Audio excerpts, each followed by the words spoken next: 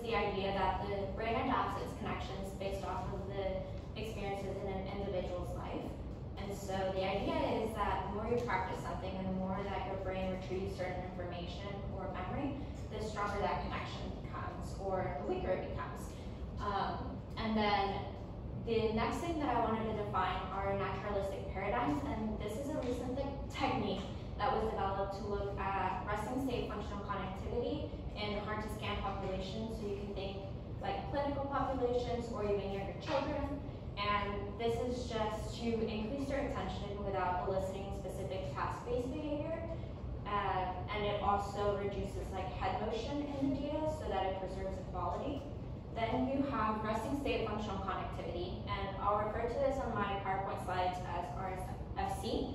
And these are the neural connections that are present in the brain when it is at rest and task-free. So in America, the number of bilingual children has continued to increase, especially in the past decade, and is expected to increase in the coming years, where the US Census showed that in 2019, there were about 67 million children over the age of 5 who heard a language other than English in their households. Yet, it's not very well understood how bilingualism affects the brain during the childhood and as they continue developing into adulthood. What is known is that there are certain changes associated with bilingualism in the brain, such as structural changes, which include increased gray and white matter integrity. Then you have functional changes, and specifically, it's been found that there's a left lateralization in bilinguals when they're producing and processing language. And then you have changes in the resting state functional connectivity. Specifically, this study looks at bilingual adults, and they've shown that there are stronger connections in the inferior frontal gyri of the left and right lobes for those bilinguals who have more experience in practicing and controlling their two language systems when they're producing language. And then what is unknown is how and when bilingualism is reflected in the resting state functional connectivity of infants during their first year of life, and what aspects of their bilingual environment are affecting and influencing these differences. Then I also wanted to explain the device that we use to look at these connections. So we measured resting state functional connectivity using FNIRS, which stands for Functional Near Infrared Spectroscopy. It's a big mouthful, so that's why most people call it FNIRS. And this is just a way to measure hemodynamic activity in the brain using like probes and detectors, specifically in the brain cortex. So this is your gray matter. And the idea is that the more oxygenated hemoglobin there is in a certain region, the more the individual is using that region to produce a certain behavior. Moving on to my study, so our hypothesis was that bilingual infants may have stronger resting state functional connectivities present in sensory motor networks compared to monolingual infants. And this was based off of the results of the previous study that I had mentioned with the simultaneous and sequential bilingual adults. And when I mean sensory motor regions, I'm talking about the frontal and temporal lobes of the brain. So the study had a total of 66 infants, and we separated this in 4 different categories. We had 6-month-old monolinguals and bilingual infants, then we had 10-month-old monolinguals and bilinguals, and we had a lot of variables that we measured using questionnaires, but the ones that I wanted to highlight that are of specific significance to the results include parent language mixing scores, and these are used to measure just how often parents mix both languages when they were speaking to their children. Specifically, we looked at subjective, so this was the parent assessment of how often they thought they mixed these languages using a Likert scale from 1 to 7, of 1 being not true, 1 being very true and 7 being not true at all. Then you had intermixing, and this is when the parent borrowed a word or phrase from one language when they were speaking the other language, and then you had intermixing, and this is when the parent started speaking a sentence in one language and then switched mid-sentence to the other language. And we also had an average mixing score, and this was just the average of the other 3 measures. And another aspect that we measured was the daily language exposure, and we used a percentage to measure this. And this is the way that we categorize infants into bilingual and monolingual categories. So the bilingual bilingual infants were the ones that heard each of their language at least 20% of the time, and then monolingual infants were the ones that heard their primary language at least 90% of the time. And this is based off of the parameters already set by the study that I cited. Then this table just shows a detailed breakdown of what that looked like across the 4 different groups.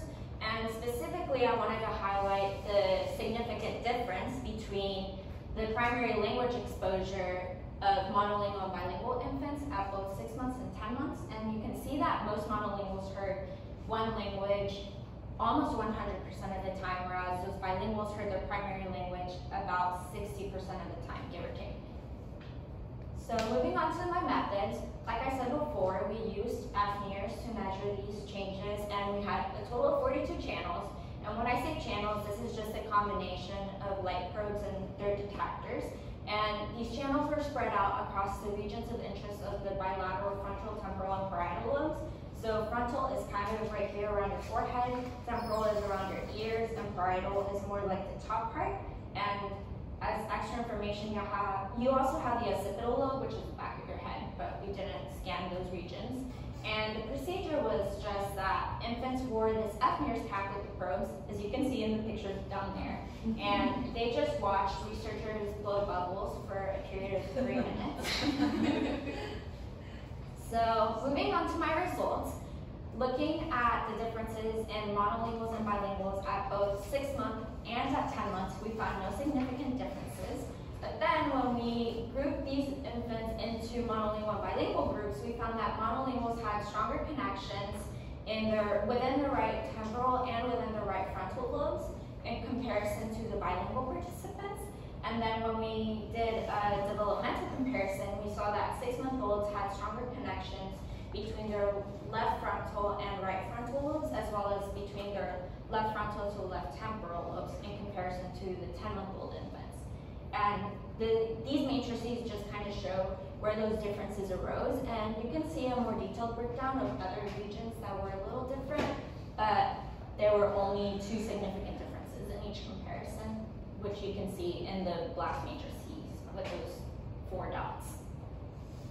Then we did a Pearson's bivariate correlation of the results that we found in monolingual and bilingual comparison, and we found 3 trends that were pretty interesting. So specifically, we saw that bilingual infants who were exposed to their primary language to a greater degree showed those stronger connections within the right frontal lobe.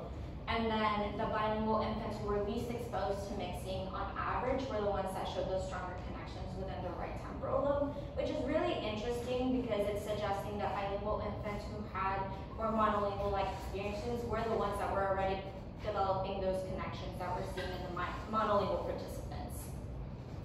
Moving on to my discussion, so our hypothesis was partly supported, and just as a reminder, my hypothesis was that bilingual participants were the ones that were going to show those stronger connections in their sensory motor regions. And although there were differences in the resting state functional connectivity, those differences were seen in monolinguals, not bilinguals. And the possible explanation for this is that monolinguals have already started developing those networks that are processing like the prosody of language, and by prosody I mean intonation and rhythm, and they're already engaging these regions, which goes along with previous research that looks at how there is a lateralization of prosody in the right hemisphere. And this is also supported by those bilingual trends that I talked about previously. Additionally, we found a developmental difference in that those 6-month-old infants had more connections in their brain, and a possible explanation for this is that when infants first learn something, they form really large basic networks. But as they get more experience and as they get older, they start pruning those networks so that it's more specialized and efficient for what they're doing, which goes along with the neural emergent system framework that I talked about earlier. Then, in terms of strength of my study, this is the first study that I know of that looks at the resting state functional connectivity in infants using FNIRS and the naturalistic paradigms. There was one study that did look at the resting state functional connectivity of infants at 4 months with FNIRS, but those infants were sleeping. Additionally, this study provides a starting point in understanding developmental changes associated with language, especially with bilingualism. But common limitations are that FNIRS is incapable of looking at deeper brain structures that are associated to language, and I'm talking about like basal ganglia or the caudate nucleus or the corpus callosum. And additionally, this study had a pretty limited sample size, so future research should look at larger sample sizes, and they should look at the resting state functional connectivity during infancy alongside special language learning milestones. So I have a lot of acknowledgements, but I wanted to thank Dr. Arredondo for her help in my thesis. She has supported me since I joined her lab, and I'm very, very grateful. I'm also grateful to Dr. Guevara, who isn't here, but he helped me in data analysis, and my second reader, Dr. Laura Quiñones Camacho, and as well as the URF judges that nominated me for the competition, and my friends and family, and my wonderful boyfriend who's here supporting me. And these are my references. So, any questions? No? Okay.